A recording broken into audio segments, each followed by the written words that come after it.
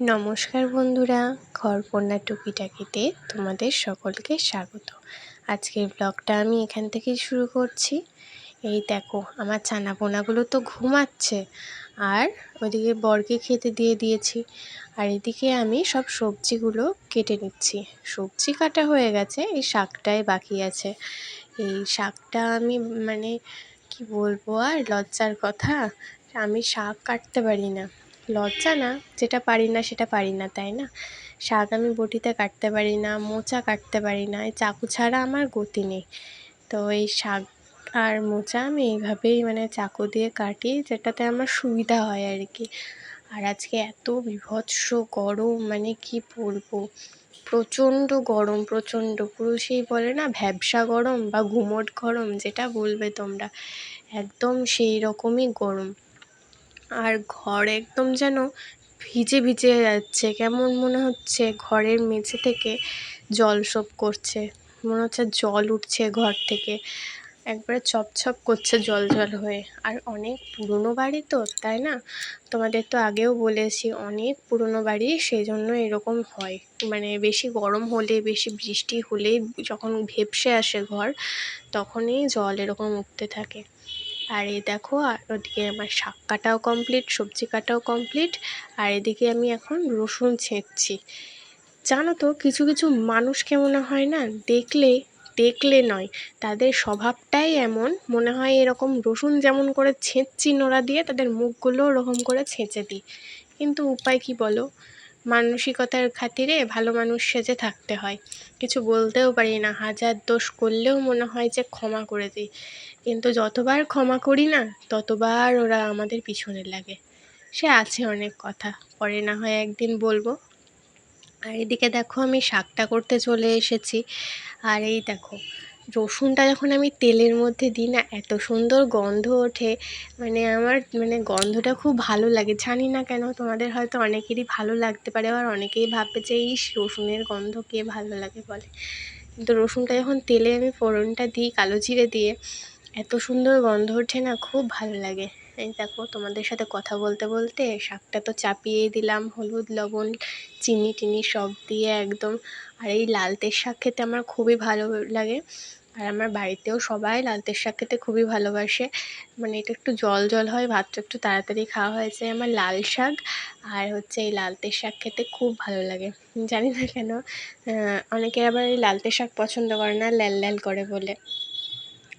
আর এই দেখো, এদিকে আমার কি কি রান্না আগের দিন করেই রেখেছিলাম, সেইগুলোই আছে, আমি আর এক্সট্রা কিছু রান্না করিনি।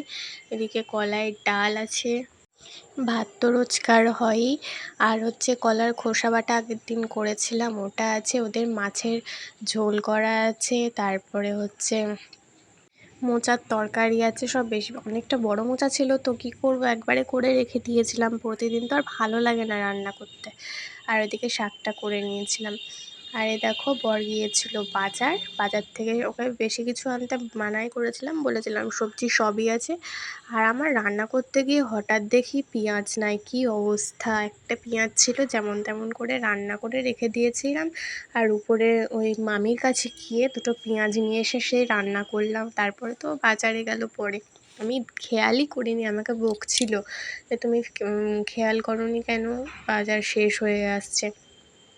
তো যাই হোক, পেঁয়াজ আর লঙ্কা আনতে বলেছিলাম, তো তাই নিয়ে এসছে। আর এই যে আমার একটা লঙ্কার বোঁটাগুলো ছাড়িয়ে রেখে দিচ্ছি, এটাতে তো লঙ্কা ভালো থাকেই।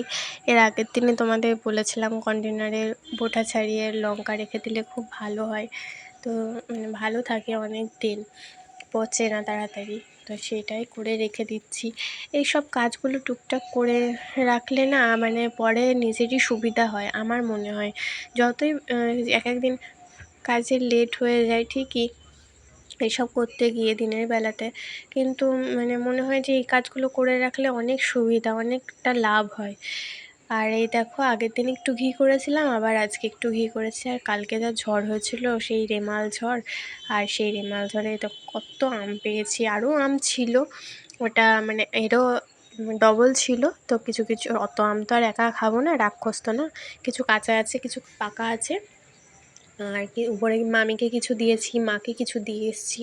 আর একটা কাণ্ড হয়েছে কি বলো তো, সকালে না ভোল্টেজটা খুব আপ ডাউন করছিল, আমি দিয়ে ফ্রিজের লাইনটা অফ করে রেখেছিলাম, আর দিয়ে দেখি পরে দিতে ভুলে গেছি, আর এই গোটা ঘরে জল জল হয়ে গেছে। একেতে এই মানে ভ্যাপসানো দিন, মেঝে শুকাচ্ছে না, তার উপরে এই অবস্থা। তো যাই হোক বন্ধুরা, আজকের ভিডিওটা এই পর্যন্তই থাকলো। আশা করি তোমাদের ভালো লেগেছে। এখন একটু ছোট ছোট করে ক্লিপ দিচ্ছি, কারণ কিছু সমস্যা চলছে বাড়িতে, সেই কারণে। তো তোমাদের কেমন লাগলো জানিও ভিডিওটা। আর আমার চ্যানেলে যারা নতুন আছো তারা আমার চ্যানেলটাকে সাবস্ক্রাইব করে দিও, আর পাশে থাকা বেল আইকনটাতে ক্লিক করে দিও। আর আমার চ্যানেলে আগে থেকেই যারা আছো, আমার সদস্য যারা, তারা প্লিজ লাইক শেয়ার কমেন্ট অবশ্যই করো। আর সবাই সুস্থ থেকো, ভালো থেকো, তোমাদের দিনটা ভালো কাটুক।